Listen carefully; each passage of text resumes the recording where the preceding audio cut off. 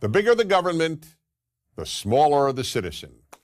This is one of the most important realizations about society you will ever have. In fact, this understanding is the primary reason for America's unique success as both a free and affluent society.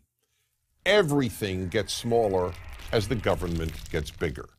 Liberty gets smaller, individuality gets smaller, goodness gets smaller, and human character gets smaller.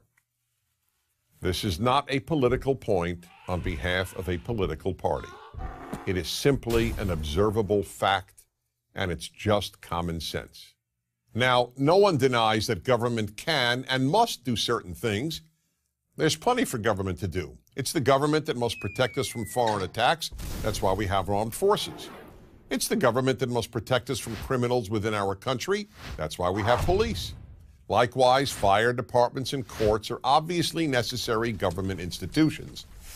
And yes, when all else fails, private and religious-based charities, families, friends, then too the government must be there to provide a safety net of last resort. But it must always be of last resort.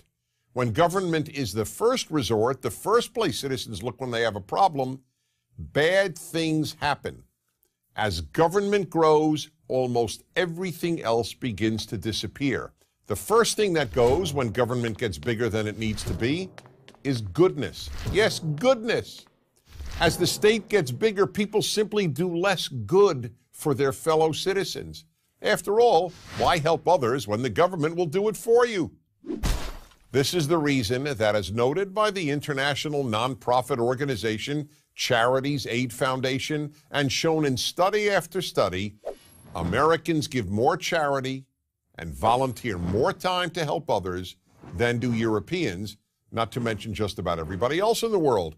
From the beginning, Americans understood that government must be small, and therefore individuals must devote time and money to helping others, as well as non-governmental institutions of goodness. They have to be large and plentiful.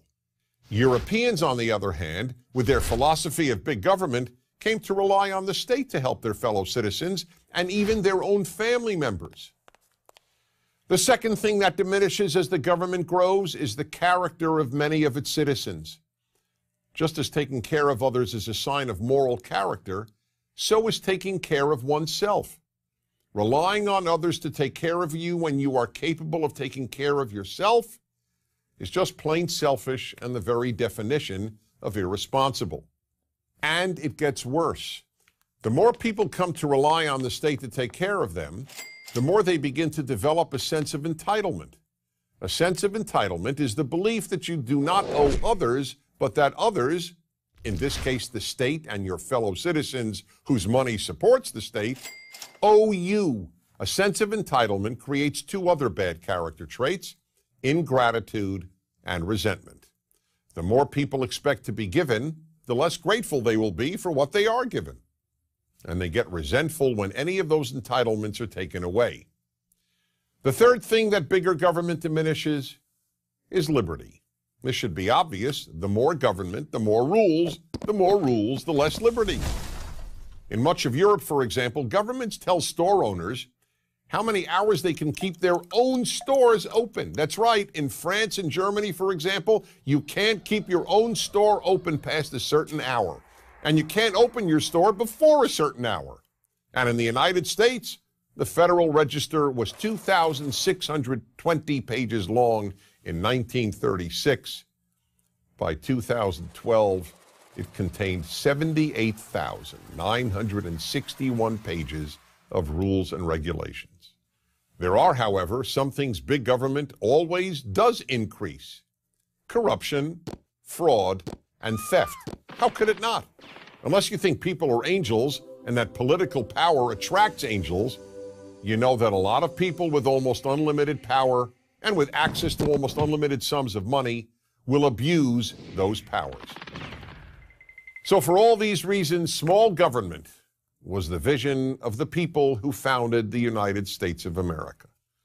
It is the major reason America has given more people more freedom and more opportunity to live a better life. than any other country has. I'm Dennis Prager. Join Prager University, subscribe to our YouTube channel, and sign up for free at prageru.com.